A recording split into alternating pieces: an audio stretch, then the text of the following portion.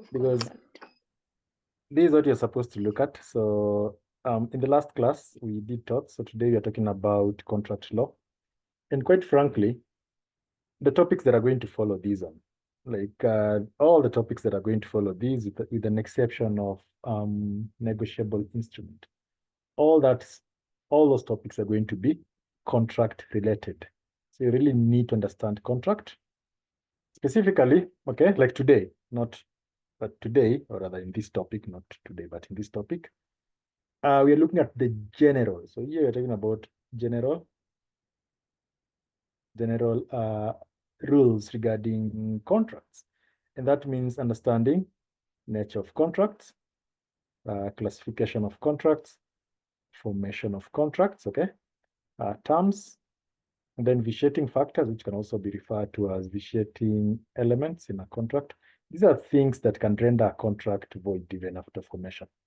And then termination of a contract, as well as remedy. Supposing somebody is suing you for breach of contract, then what do they want? What do they get out of it? So these are the things you're supposed to look at. So probably we'll see how we'll stop. Now, starting from what we know, going towards what we don't know. When somebody says a contract, okay, what exactly comes to your mind when someone is talking about a contract? What comes to your mind, Vincent? A contract is an agreement between two or more people. Okay, Like, so yeah, enforced. I continue. think it should be followed by law. It should be according to the law of the country. That agreement. Okay, so there's that. Stacy, what do you think?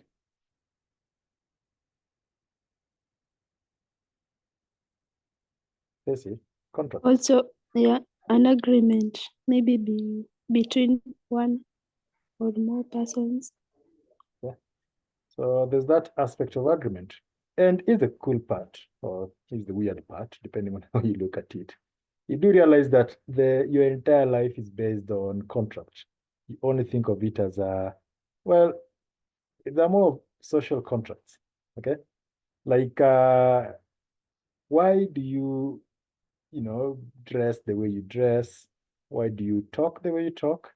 When you go to a church, why do you sit the way you sit? Okay. I mean, all this stuff, like why do you eat whatever it is that you eat? Have you ever thought of it, or you just assume is it in kawaida? This is the way things are supposed to be. The answer is no. That's not it. The thing about humans is that, you see, at the end of the day, you only do something that the other person anticipates. Because if you start doing things out of the ordinary, then you either become the weirdo, okay?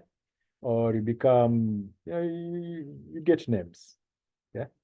I mean, it's like if back in high school, just think back in high school, all those people who are doing, like when guys are on games, and then this, I mean, I'm one of those people who was not really a fan of games. I preferred going to the library or something, but I still played sports for kicks. But it wasn't like a big deal. But then think about it. When everybody else was on games, and then there's that one person who isn't doing games, or when people are now in class, and then there is that one idiot who's like just talking. The point is, all those people used to be looked at as weird people. Whether you want to think of it as weird in a positive or weird in a negative way, right? So it's the same thing. Think about the dress code, okay? I mean, I like the way you ladies usually say, my dress, my, do you still say that nonsense? Or you guys stopped saying that? My dress, my choice. Do you still say that? It still applies, but someone's prescriptions. But you do realize it's stupid, right? Because there's no such thing as my dress, my choice. There is just my dress, where am I going? There is my dress, what do I want people to think about it? There's my dress, which situation am I, the context. So the point is there are these social contracts. There's some unspoken agreement. It's like you do this, and then we will treat you this way. And if you want to be treated this way, then act this way. So in as much as that agreement isn't written, it's there. But in a business setup, okay? In a business setup, then contracts become legal. So when we talk about contracts, in this case, we're talking about contracts from a business setup. And we're looking at them as the sort of agreements. So you guys were right on the agreement bit. These are agreements that are enforced by law or enforced at law. Okay, so the agreements are made by two or more parties in which there is exchange of rights, or exchange of one thing for another. We shall see that. Exchange of something, okay, for something, okay? So quid pro quo. This is the underlying principle in contract. Something for something. So there is no, you guys did economics? You did the Yes. economics, and do you remember No, it? Or I did. Business. in business? Yeah. So in economics, there is this concept called there is no free what? There is no free lunch. Okay. Everything comes at a cost. So when you think, I got this thing for free. Well, if it is free, it's either because you're a thief. Okay, or you've You stolen it. But everything has a cost as far as economics is concerned, because right now, you sitting in this class, it's what is it? 8:36, right? There are a lot of things you could be doing. Just like you could design, but you probably, so I know someone here will be watching Netflix or Netflix spokesperson. So there is that. That is an opportunity cost. So the same principle applies. Stacey Agikwa watch Netflix, and I think Millicent will be thinking about which place they're going to visit this weekend for charity, right? That's what will be exactly. charity. So, but you are here. So there is quid pro quo. There is something for something. Okay, like you're trading something in exchange for something.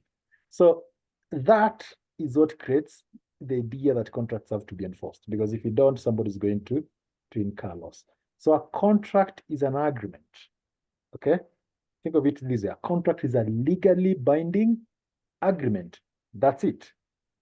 Okay, I mean, obviously, if it's an agreement, it means there's more than one party who got into it, because you can't have a solo agreement. That is not an agreement. That is just something you've decided to do. So that is what a contract is, a legally binding agreement. So it's not just an agreement, because if you look at this example here, so let's make up an example. Let's say we have this guy who's married to this other guy. Apparently, people still get married, so that's a big deal.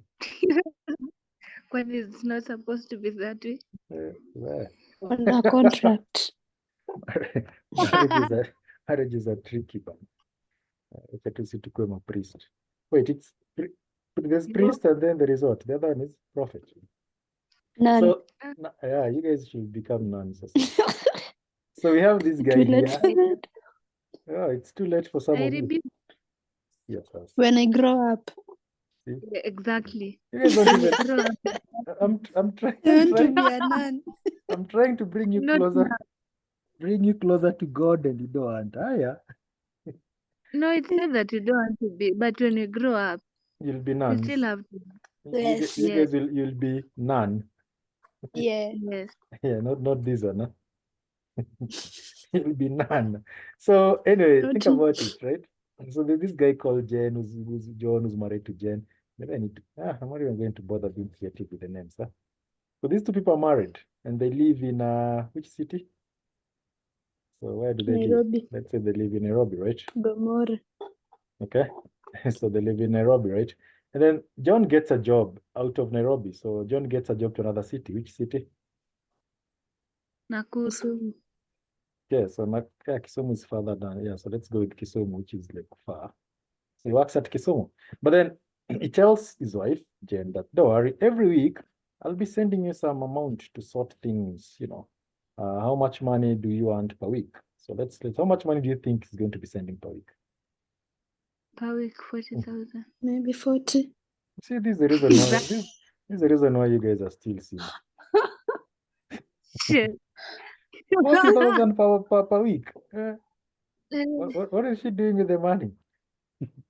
So, how about your personal requirements? how As you're much? working for us. No. Anyway, you've already said 40. Let me just rate that 40 there. You should even change it to like 4,000. But no, let me just leave it to that. In a week. What are you doing with it? Kwani umekuja kuteseka? But you live in a house, it's paid for, like everything is there, so the money is just... Chama. See, For chama. see, that's the problem with women. You know, they just take money. They're like in 6 chamas. So anyway, this guy says he'll send this money per week, right?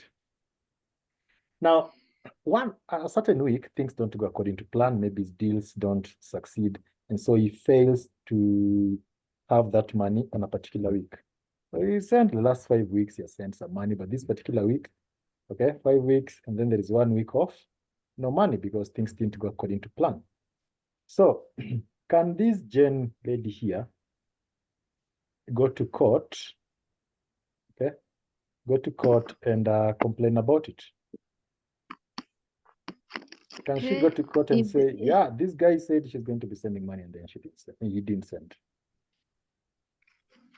But maybe they have something like a written evidence No, of an agreement. It's just the way we've talked about it. Vivo too. She will not win. Why? I thought you Who guys knows said if it is true? I thought you guys said means jakuja kuteseka or something along those lines. Fika hapo unajitoa. So now you're changing your mind. You said you didn't come to suffer. That's why you need to be given 40,000 per week. Now again, you don't want to support Jen. So the problem is, the problem is whether or not there is a contract. That's the problem, right? So the problem is that the court has to decide, is there a contract between John and Jen?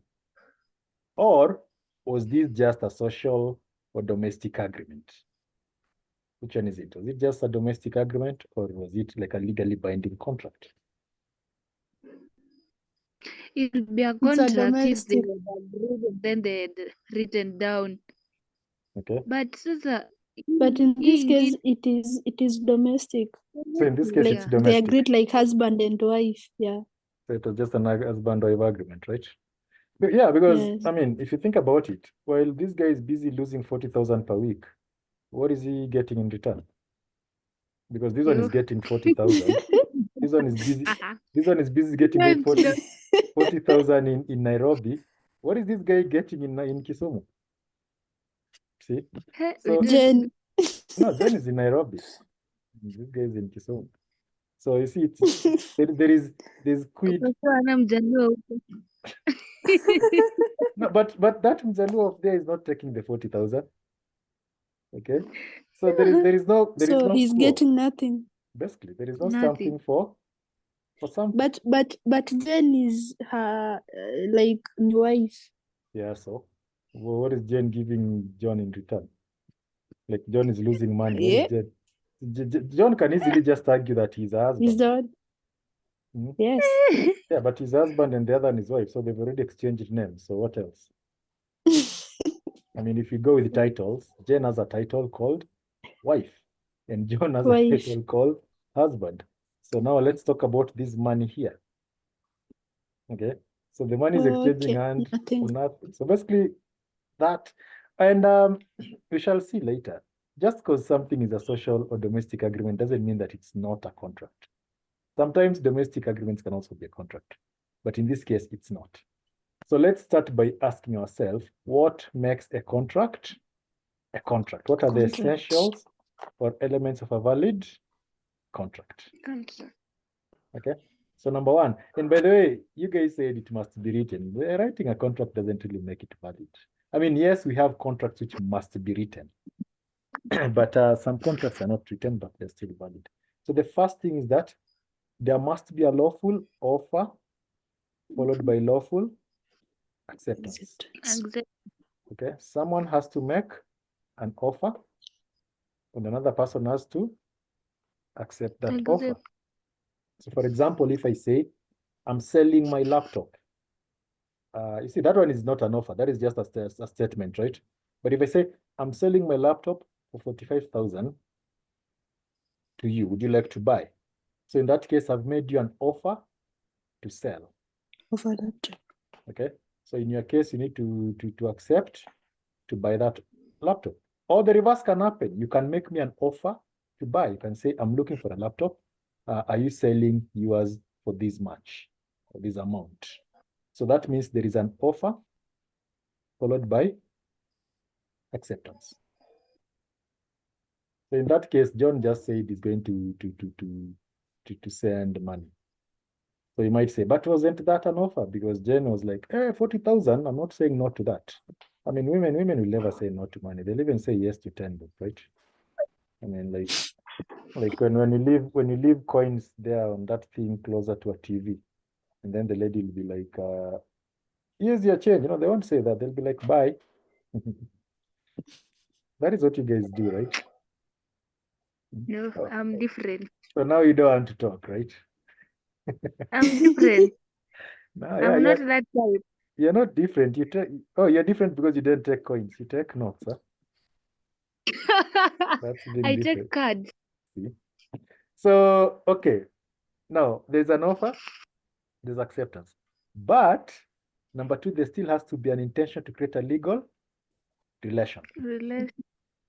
Because the husband and wife thing, yes, the husband said he'll do this, and the wife accepted that. But when they're talking about this, they're not saying it in a way that if it fails, now they go to court. In short, they did not intend for legal relation to follow. Okay?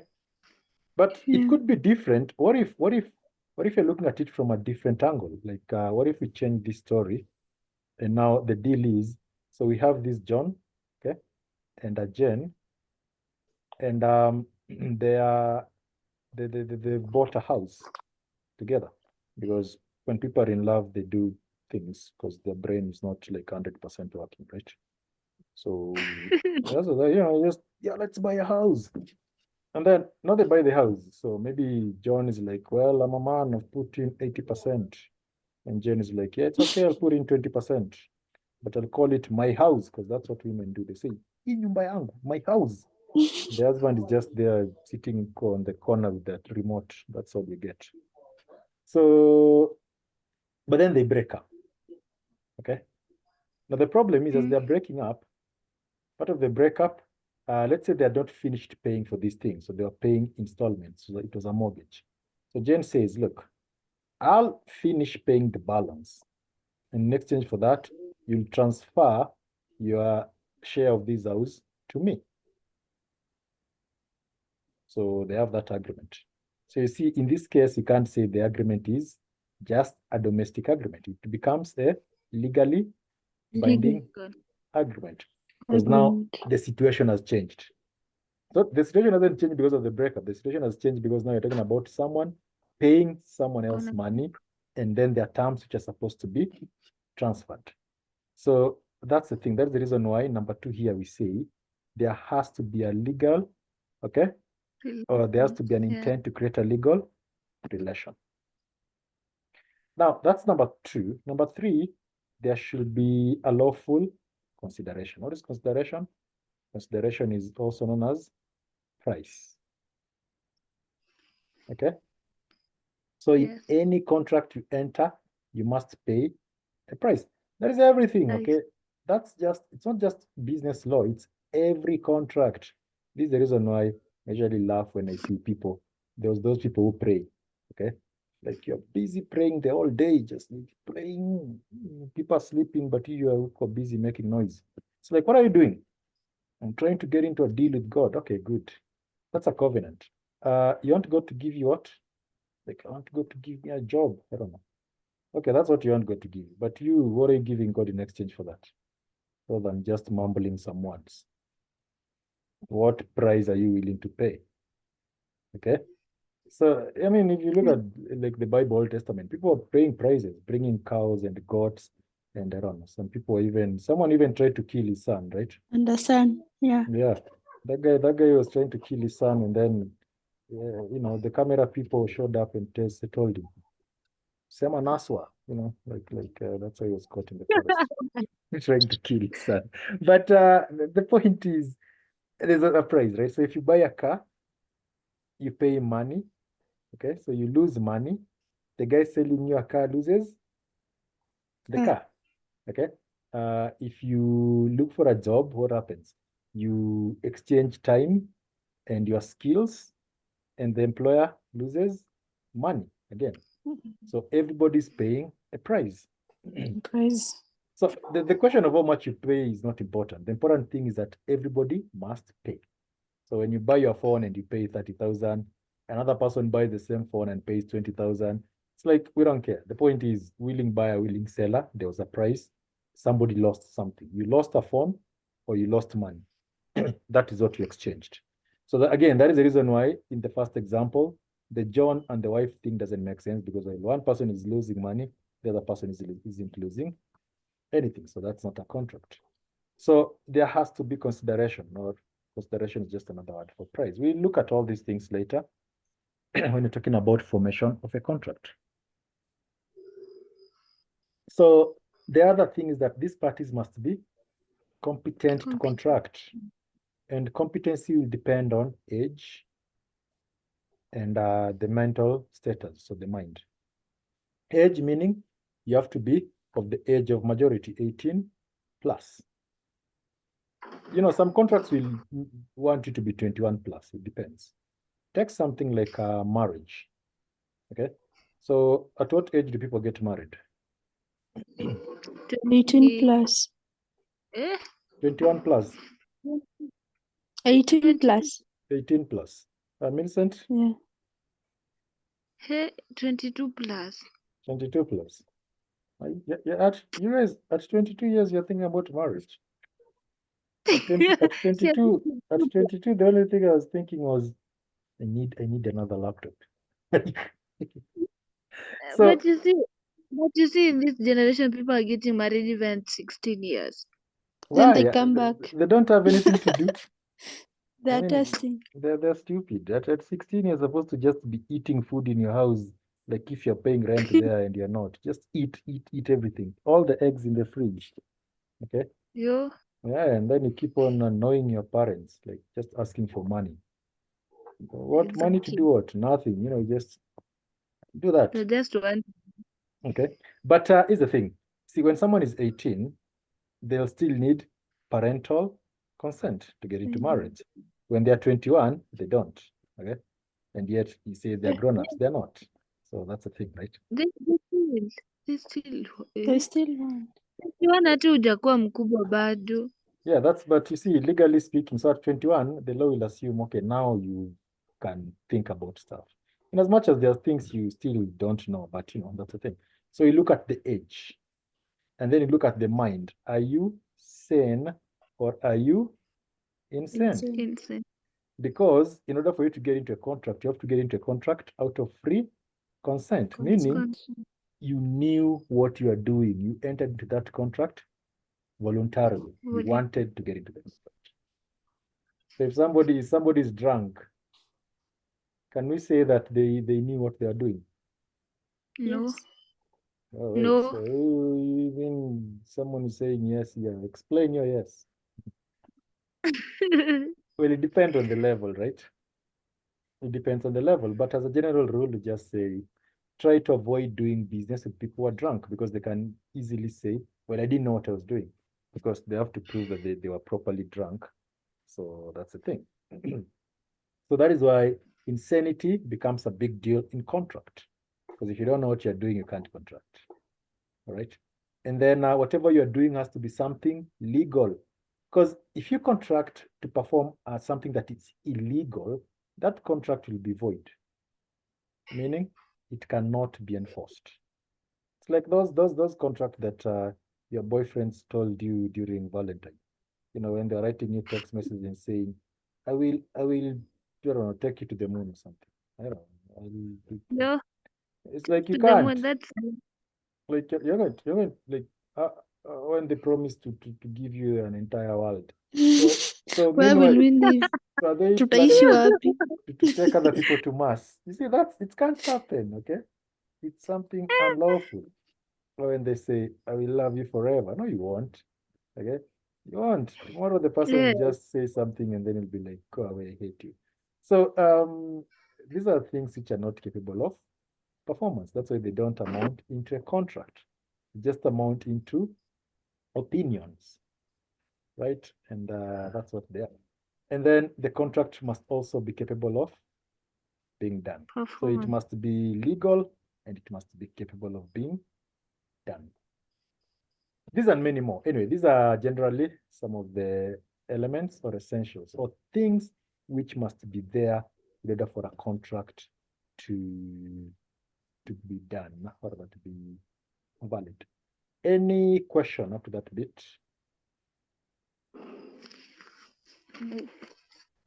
All right. So remember, in addition to just the general rules, again, with contract law, we also have like cases and all these things. Okay. I'll probably wait. I was supposed to send some past papers, and someone was supposed to remind me. Now they need to start defending themselves. What happened? It was Millicent. That's your defense.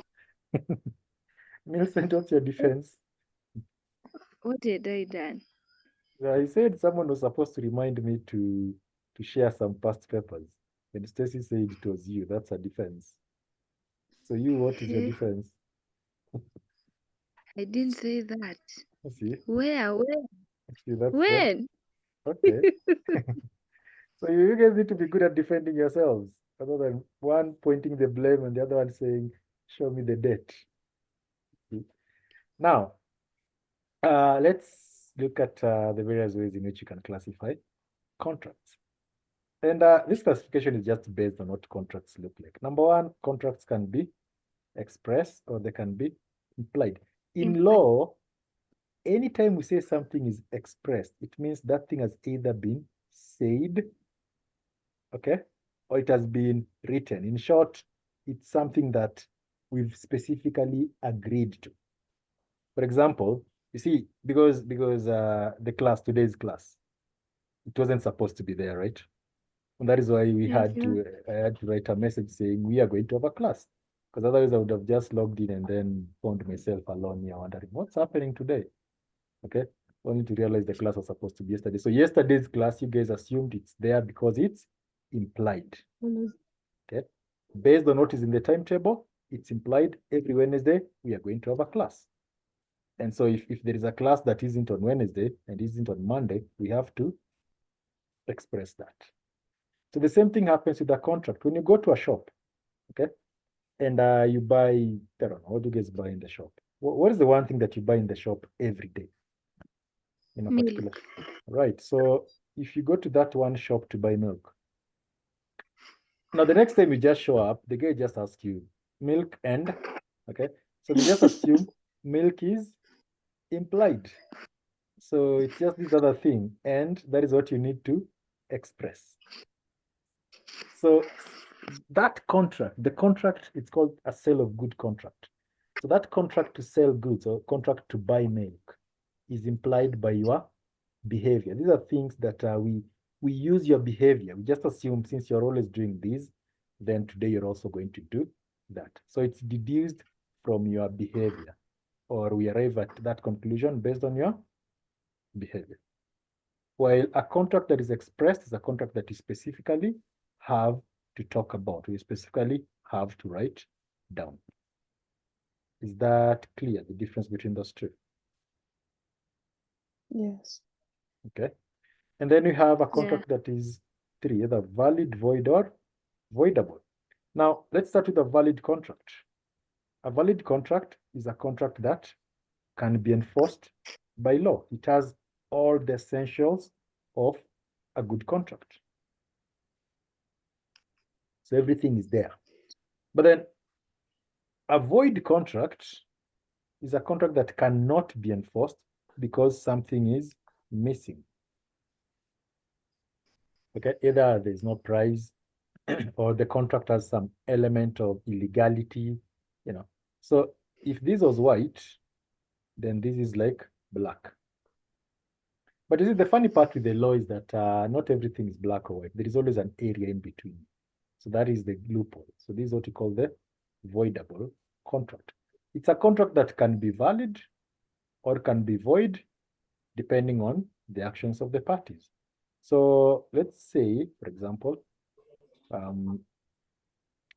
let's assume that you want to buy a phone. Okay. So if you want to buy a phone, which color do you prefer?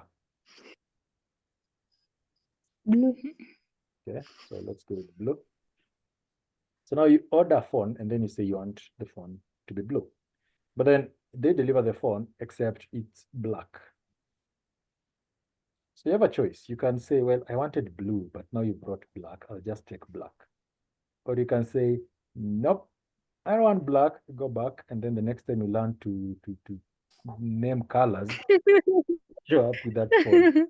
So which option are you going with? Are you saying yes or are you saying no? No. No. So if you say no, it means that contract becomes void, Void. because Void. color was very important to you. But if you say yes, it means the contract becomes valid, which means color wasn't a big deal.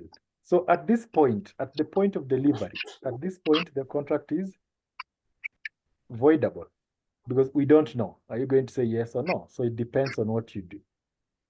So when you say a contract is voidable, you're simply saying that contract is in between valid and void. Mm. It will depend on how one of the parties or that particular party is going to act in relation to that contract. Okay, so that's the thing. So that is the difference between a contract that is valid and a contract that is void and a contract that is voidable. Right, now a contract can be unilateral, a contract can be bilateral, which means a contract can be binding to one person. So one person is the one that is legally bound, or a contract can bind multiple people. So to understand this again, let's use an example. Okay, so let's start with the unilateral contract. So what is a unilateral contract? Let's say you lose your phone. Okay, so let's go with the phone. And then you say, anybody who finds my phone, I will reward them 5,000. The question is it a must for people to look for that phone? No. No. But if someone actually looks for the phone and brings the phone to you and says, now I want that 5,000 reward, can you say, no, that was just a joke? No, it cannot No. happen. You have to pay, right? So you see, in this case, the contract is unilateral. You are the only one who's bound by that contract. People don't have to look for the phone. But if someone looks for the phone, now you have to pay them. Okay. So these are one-sided contracts, like those things you see on TV. Apparently now we live in a world where people are just so lazy that the entire hope is based on things like betting. Like you find someone with a proper piece of paper, a list of numbers and things. This person failed in maths, okay? Like they never understood statistics. But they have all these numbers. You ask them, what is this? These are the odds for, I don't know, whatever football team. We don't watch football. Manchester and Chelsea, I think. Those are football teams, right? Whatever. You guys are supposed to know football teams. Yes. Yes. So someone is busy betting. I mean, yeah, the only sports I watch is Formula One. I mean, I love cars. So this person who's betting, the company, if they actually get those numbers, the company must pay them, but people don't have to do that. So that is an example of a unilateral contract. But a bilateral contract, on the other hand, is a contract in which what happens? Both parties are bound. The seller and the buyer, as an example. The seller has to supply, the buyer has to pay. Pay. So you see, that is a bilateral contract. So some contracts are unilateral, other contracts can be bilateral. So these are just, again, you see, this bilateral contract can be valid and it can be expressed. So you just say, it's not like if all these things are like different types of contract. It's just classifying a contract based on what it looks like. So it could have those features. And then we have special contracts and simple contracts. Specialty contracts are contracts which have the following features. One, they must be signed. They must be sealed. So there is that company seal that is pressed on that contract, and then they must be delivered. So for example, if you buy land, okay, the deed of conveyance or whatever it is that gives you right over that land must have all these features. Okay, signed, sealed, delivered. If you buy shares in a company, if you buy bonds, okay, like when people are like, yeah, the dollar is going down because the president is working hard. It's like, you're really stupid. Did you ever seen that guy working hard? This and the entire thing is just speculation. Okay, the dollar didn't go down because the president has never worked hard. Why would he work hard? He's the president. He's the president. People work hard are not presidents. They're like watchmen and those people who carry boxes in industrial area, right? The guy who actually digs up toilets or something. I don't know. As a president, you're just worried about, the opposition. That's it. And then you just make beautiful speeches and you tell people tuko pamoja and you say, naona tu upinzani. Those are the only things you say.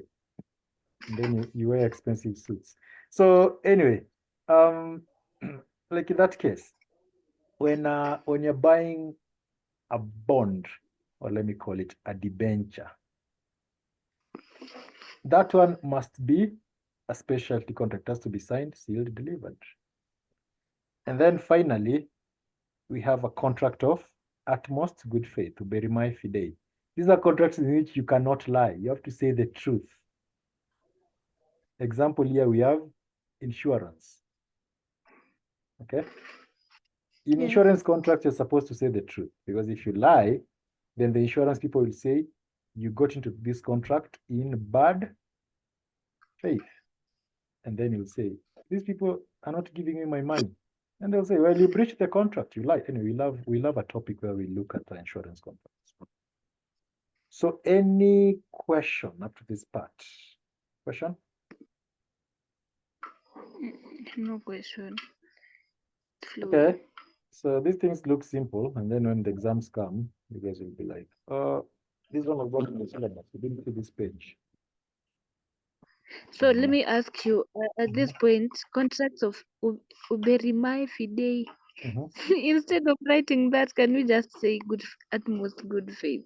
Because that word, I don't think even it's Latin. It's Latin, yeah, it's Latin. Latin. I'm a Kenyan and English. But so far, this is not the only Latin word you've looked at since you started doing contracts. Since you started doing law. We've been writing Latin words a lot. Quid pro quo is a Latin word. Okay? Injuria? What are you saying? Violanti what? And damnus valinjuria. Okay.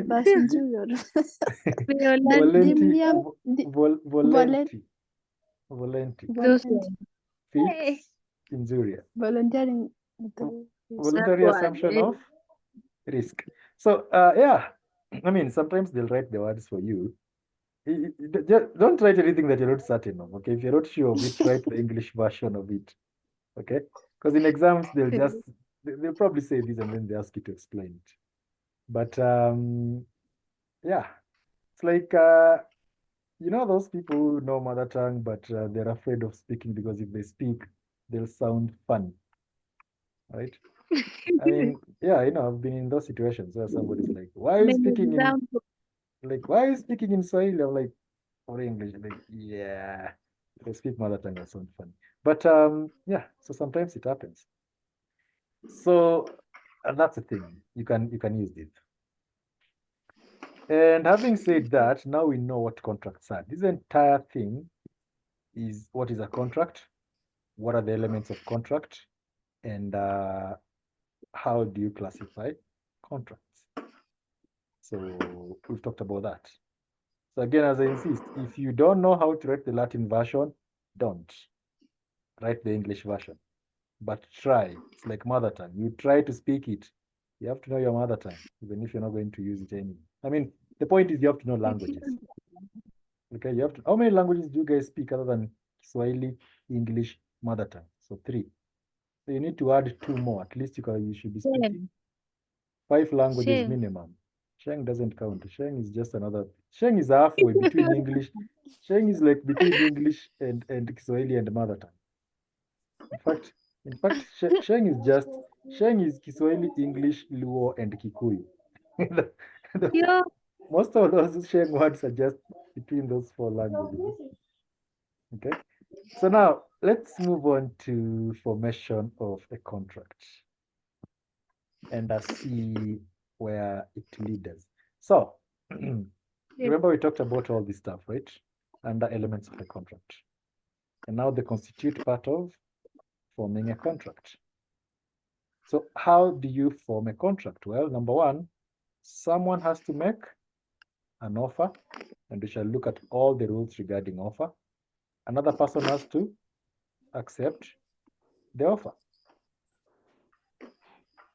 Okay, so offer plus acceptance will give us an agreement. This is not a contract, it's just an agreement. It's like when you say, I want to buy whatever it is. What did you say you're going to buy by the end of this year? What was your resolution in January? Since now we're Yeah. almost March. Mtanita bosi. Wait, that was a resolution. You just say you want to be a boss and you didn't say how you're going to become a boss. No. Or you just wanted us to call you that. So if you call you that now, you're done. No. You're done with the resolution. Nika once, but I'll start in March. Look I'm at sorry I was. you've cancelled January, in February. So I'll start in March. yeah. Meanwhile, Stacy wants to be the boss. So when you make an offer, like you offer to buy something, another person accepts to sell you that thing. At this point, you just have an agreement to buy or an agreement to sell. What is missing here is consideration. And what did we say consideration was? A price. The price, right? So that's number 2. Yeah. So offer plus acceptance must be supported by consideration, or in this case, the price. You each must pay a price. You want to buy something. Are you buying it with money? And whoever you're accepting that thing to sell, what exactly is the item? So you need to exchange these things. Because if only one party, the seller gives you money, but you don't supply something, then we say you are conning that buyer. So at this point now, you start to have the legal agreement. But still, the parties involved must have the capacity to contract, and they must intend for the thing to amount to a legal relationship. Because those lies that your parents told you, unless your parents were very good people, if you become number 1, what will you get? Zawadi. Yeah, and then how many of those zawadis did you get?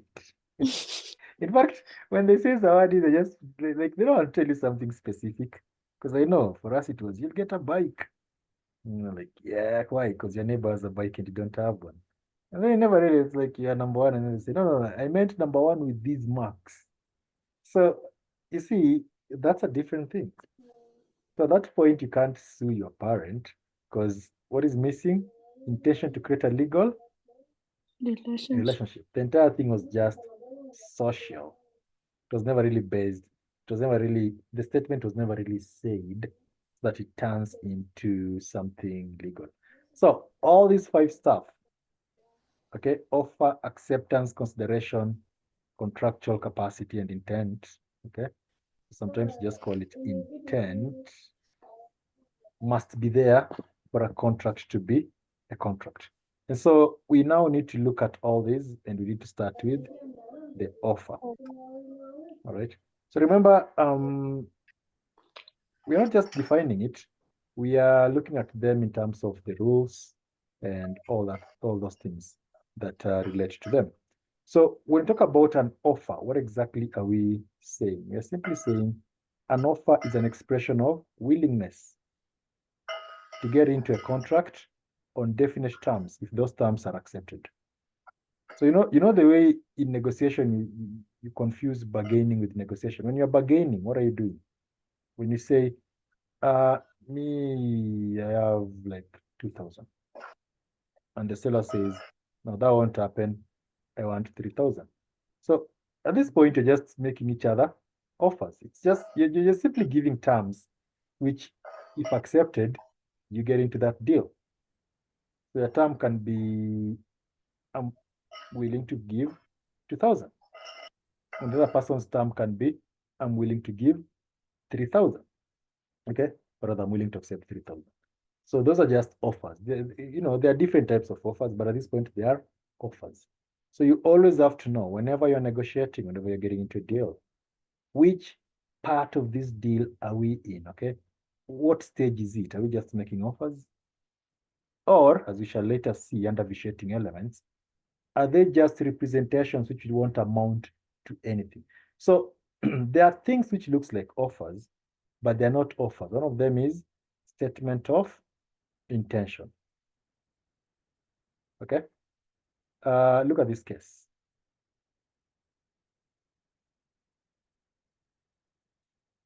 So let's say there's this guy who sells all right, since phones, and they're selling phones, and then they say on 26th, okay, I will be selling phones at probably this place. Okay, so place X.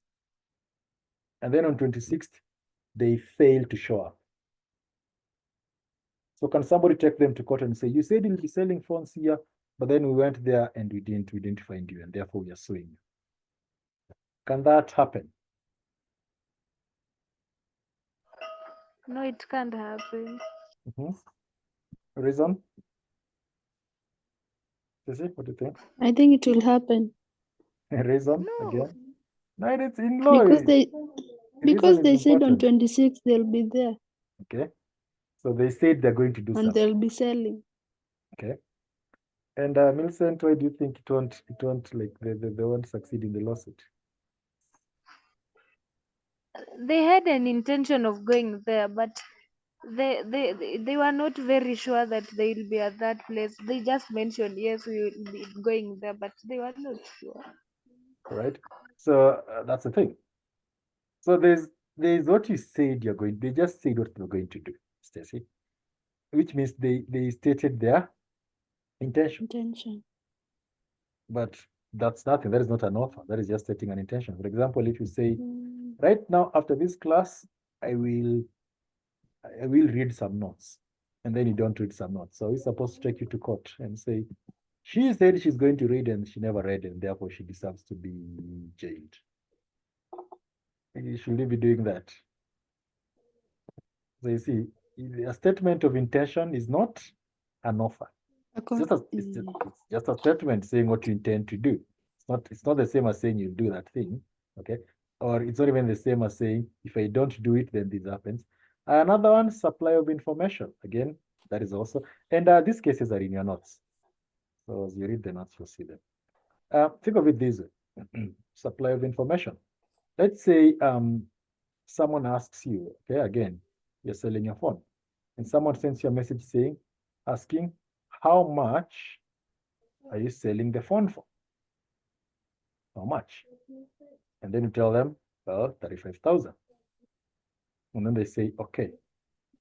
So does that mean they want to buy your phone, or does it mean they're just asking for information? Which one is it? Just asking for the information. It's just a statement requesting for information or supply of information. So it's not an offer. So again, there are no terms, and there is no expression of willingness that I want to buy your phone. It's just I'm requesting for information. It's like when somebody says, wow, I love that dress. And then you say, thank you. And they ask you, where did you buy? And then tell them I bought it here. And they say, okay. Doesn't mean that they're going to buy there. Sometimes they're just making conversation. They don't even love the dress. They're just like, okay, this is what I'm supposed to say when I meet somebody. Okay. So they say that. So it's I mean, you need to learn to read people and what they mean by what they say. But at this point, regarding offers, that's a thing. Supply of information, request for information, none of those things are offers. In fact, in business, most companies tend to solve this problem, the problem of people confusing offers, by using things like intenders. You'll notice these intenders.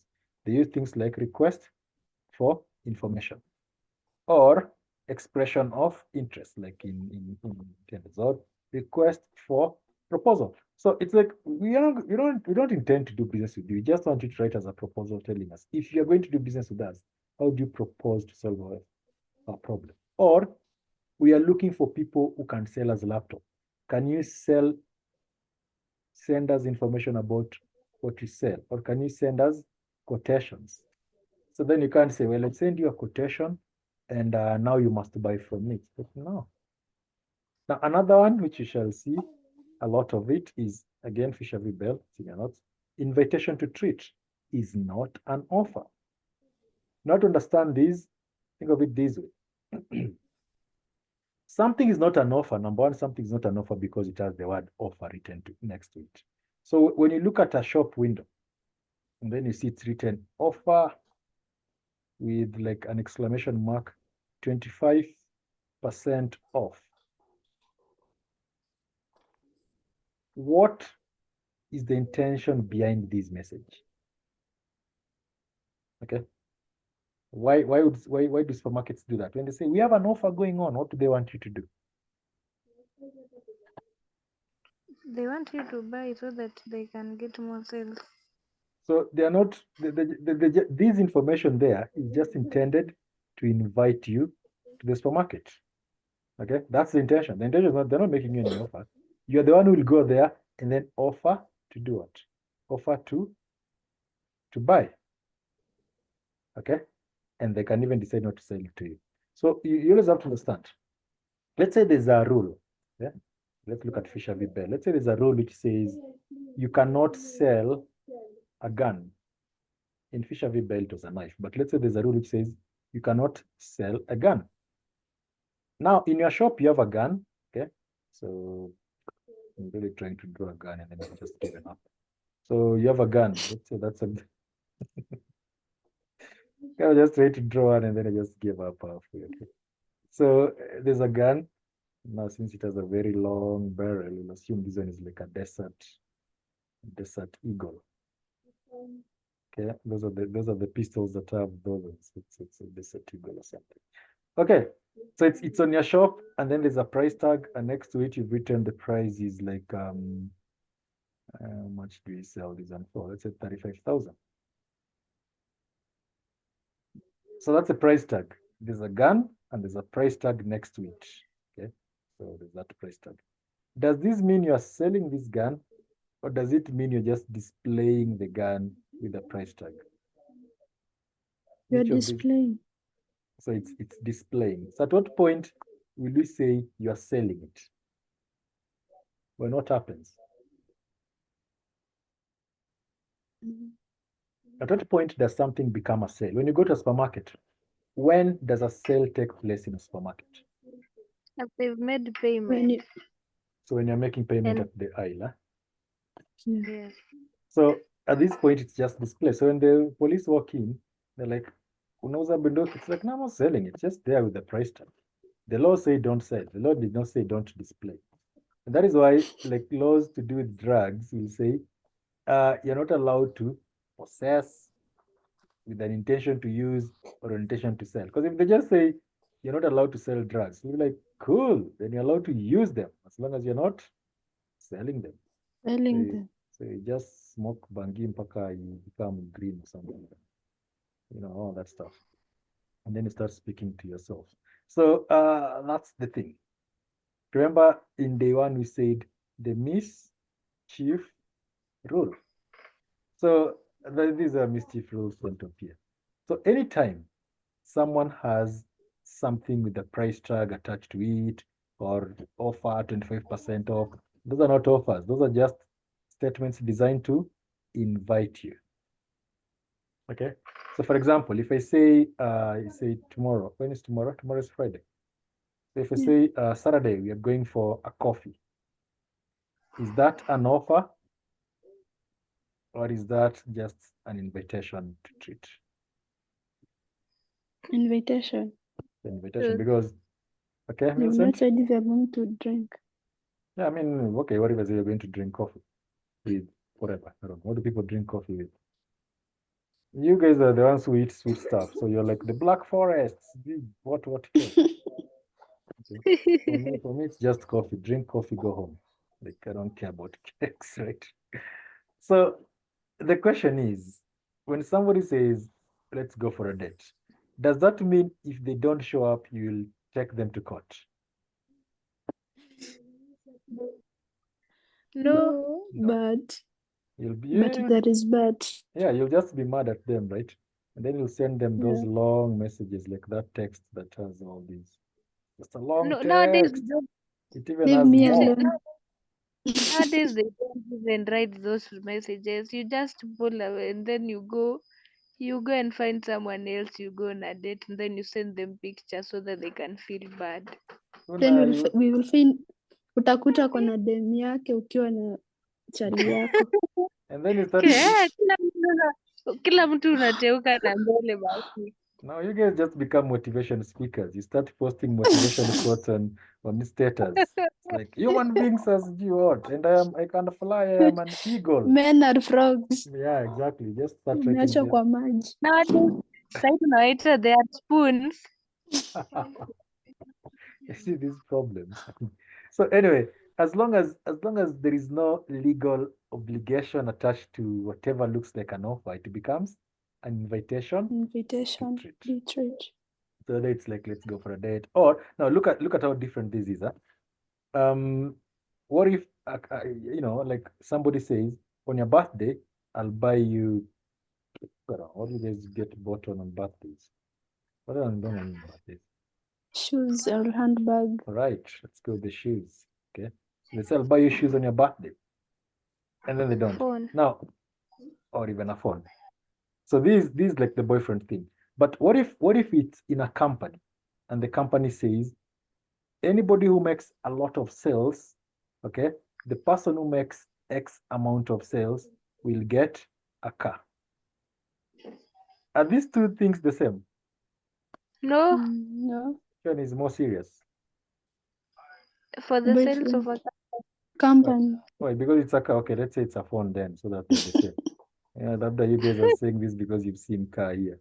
So what if phone and phone? So which one now is more serious? for the company. Boyfriend. So the phone thing, yeah, company is more serious because with the company assume it's a legal thing, right?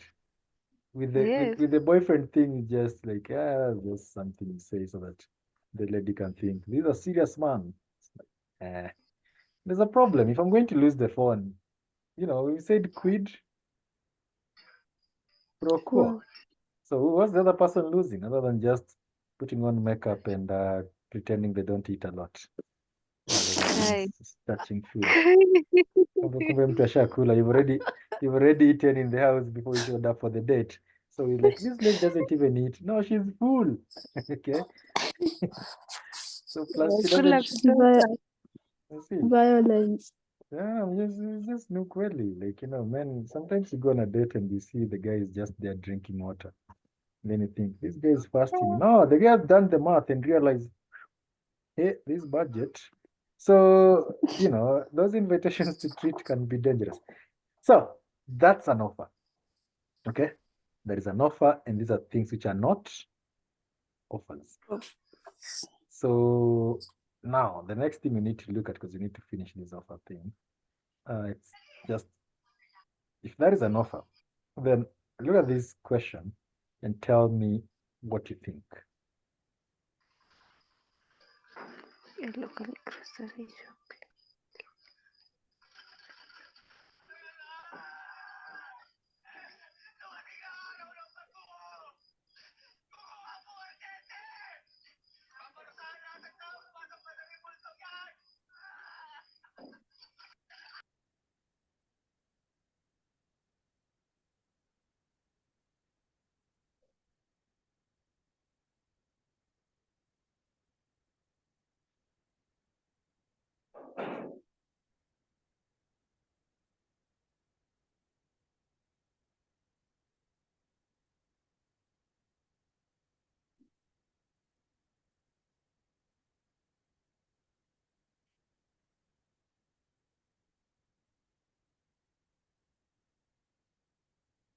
Hey, it's not that complicated. It's a simple question.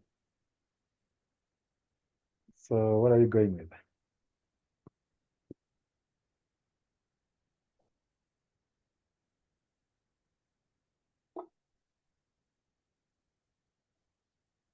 What do you have? Offer or not an offer?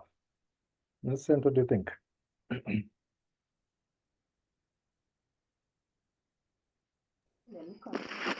Hey, I think Mhm. only at special offer to price. I think they must tell me at that price. Because why did they put the leaflet in my little book? Meaning that they had an intention, they had made an offer until it was published. That's why it's even written. Yeah, I Okay, so need it's those published. Okay, so the leaflet is printed, so that makes it published. Stacy, what do you think? I think it's not an offer Because because you're Yeah. losing. Because Maybe the oranges that were supposed to be sold at lower price zimeisha. now the first thing you need to ask yourself is, what is the intention behind that particular action? Because remember we said there must be an intention to create a legal relation. So when they say this, what do they want you to do? That's the question. Come and buy. They want you to go to the shop and buy. Buy. So are they making you an offer, or are they just inviting you to the shop? Which one is it? Or both? Because you know it's both. They're inviting me. Okay. So now, in this case, it's actually an invitation. Okay. So tomorrow only show up to the shop and then offer to buy the oranges for this amount. Because if you go to the shop tomorrow and say, I just want oranges, and then you fail to mention that, by the way, you guys had said it's 50 shillings per kilo, they'll just sell you oranges at whatever price, they normally sell. Are we together? You know the way, okay, let's say you get these shoes like 25% off, and the shoes normally go for, maybe they're like those fancy boots, women boots, that go for like 3K or something. Okay. But then they've said 25% off. And then you show up there and then you're like, yeah, I'm off, I want to buy boots. So you offer to buy boots. Like, which size? You give them your size, and then they like, card 3K, and then you walk away. So it means, yes, well, there was a 25% thing. It was for you, for them, it was just inviting you. Since you're not aware of this, then you just made an offer, and you made an offer to buy, and you bought at that. So the shop never really sells you the stuff. You are the one who's going to buy. So if you at this point, this is just invitation. So unless you act on it and say, I want those ones, since you said today, that was tomorrow, so it's today only, 25, rather 50 shillings per kilo, those are the ones that I want. So it's an invitation to treat. It's an invitation. Okay. Yes. So unless you ask for it at that price, it will still just be an invitation. Yeah, unless it can they be sell, an offer. so it's an offer if they sell them to you at that price. Okay. Okay.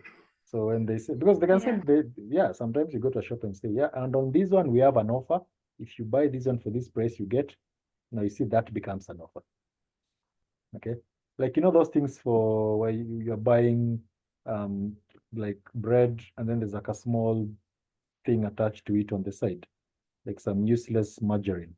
You know those fake blue buns. That's what I call them, fake blue buns. I mean, they're just okay. Just so we are used to a certain brand. Okay, it's like some margarine with a funny name. So what's the deal? The deal is, the offer is, if you buy bread, you get the margarine for Blue free. band. Okay, you get the blue band for free.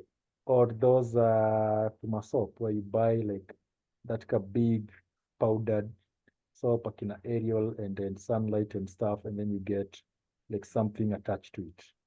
So that's an offer, but the offer is a conditional one. You have to buy the big one to get the small one.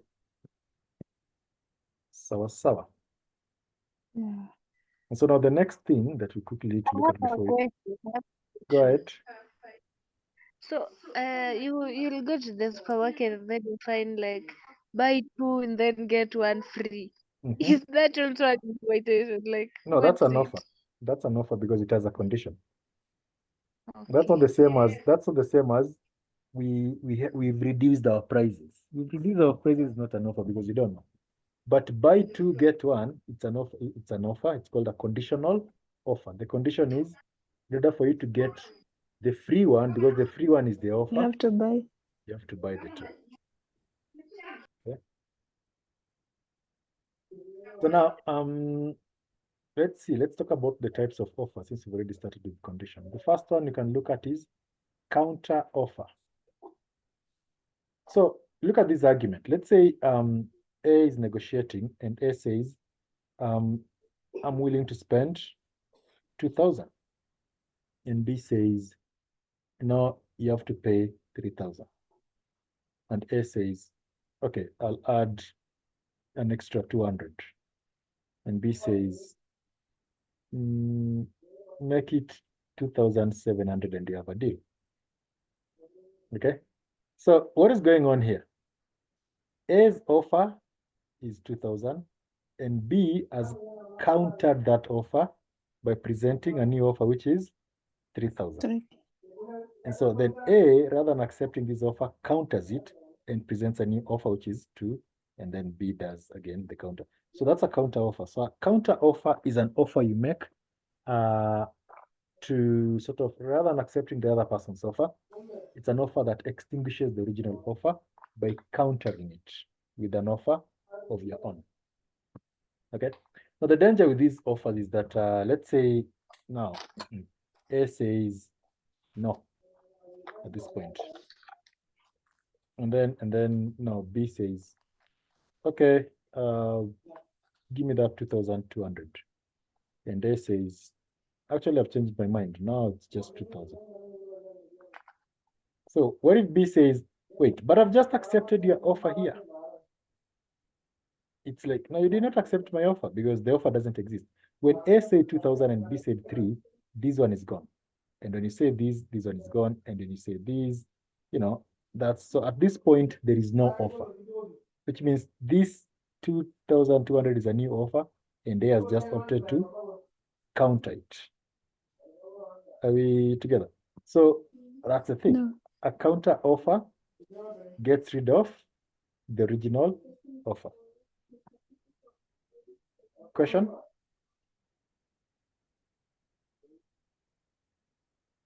Any question? Are we together? You guys are floating. We are I'm together. floating. You're floating which part? Which part are you floating at? You just said when you make an offer, when A makes an offer and B, rather than accepting that offer, makes their own offer, so they've countered this one. Okay. It's like, okay, an example. If I say, let's meet on Friday, and then you say, how about Saturday? Let's meet on Saturday. So you've just countered my Friday offer by proposing Saturday. On Saturday. Okay. And then I say Saturday, Saturday won't make sense because blah, blah, blah. How about Tuesday? So you see, it's just one offer countering the other. So it's the same thing here.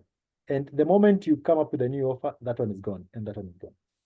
So the last offer, that's the one that is on the table.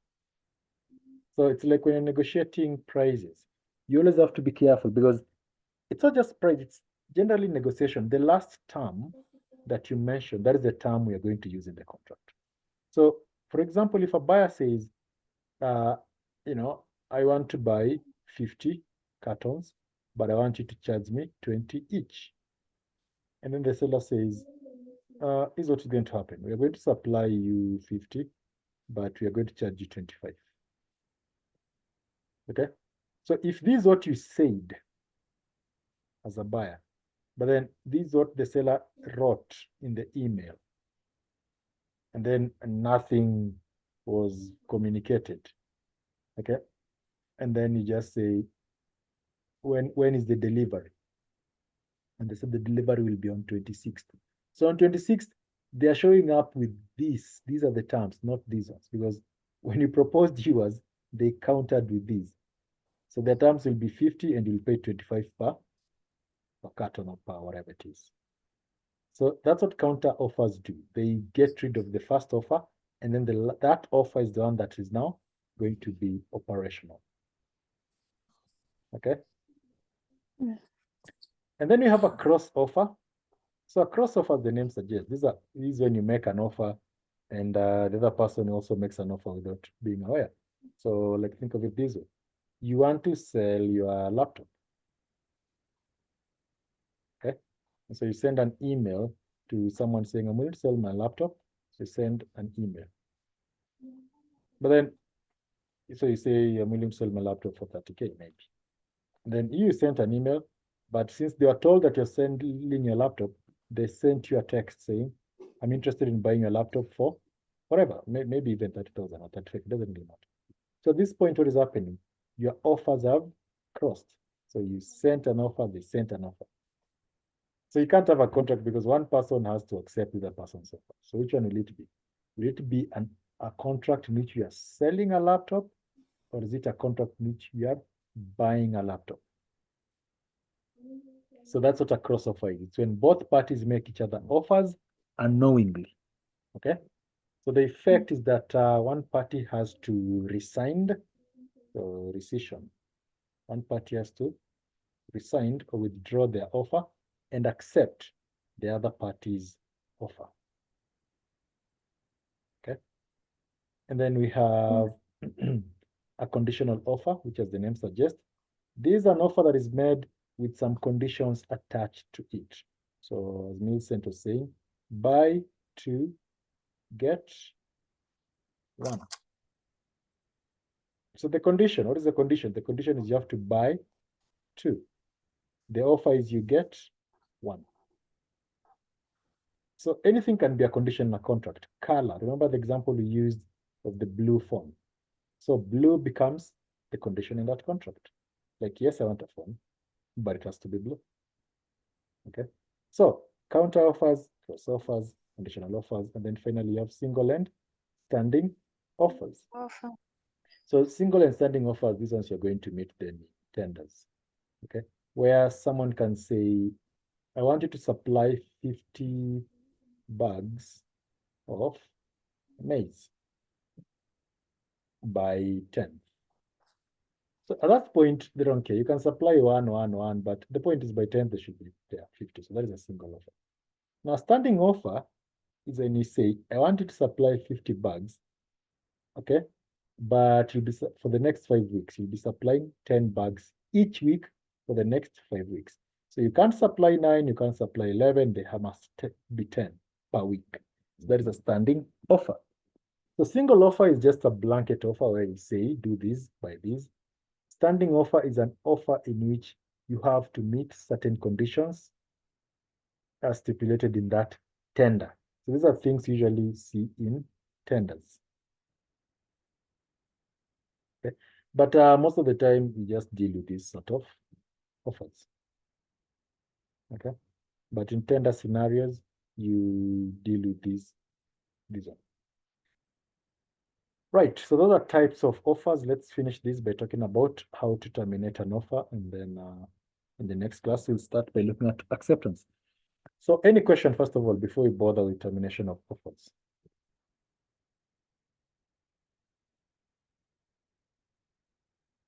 Any question? No question.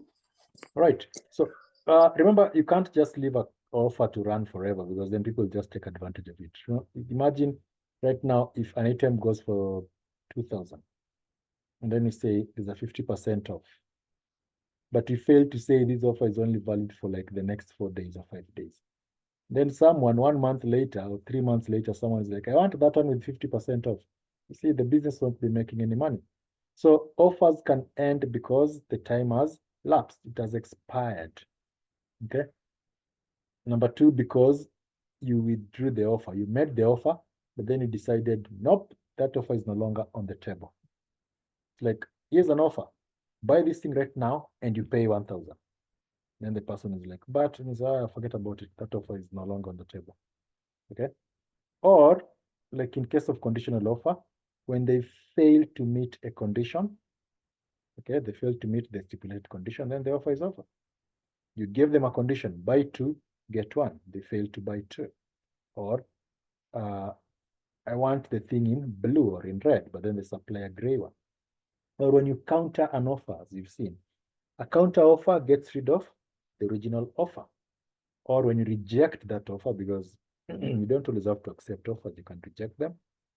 Or if the party who made the offer died and the offer was one in which personal services were expected, like teaching. So if a tutor says, we're going to do this on this day, as long as they're dead, then they're not there. But that is not the same with, say, contracting with a company. If you contract with a company, if the CEO is dead, the company is still there. So the offer was between you and the company, not the person. So death in a contract will always depend on who is dead. Okay. Right. Any question up to that bit?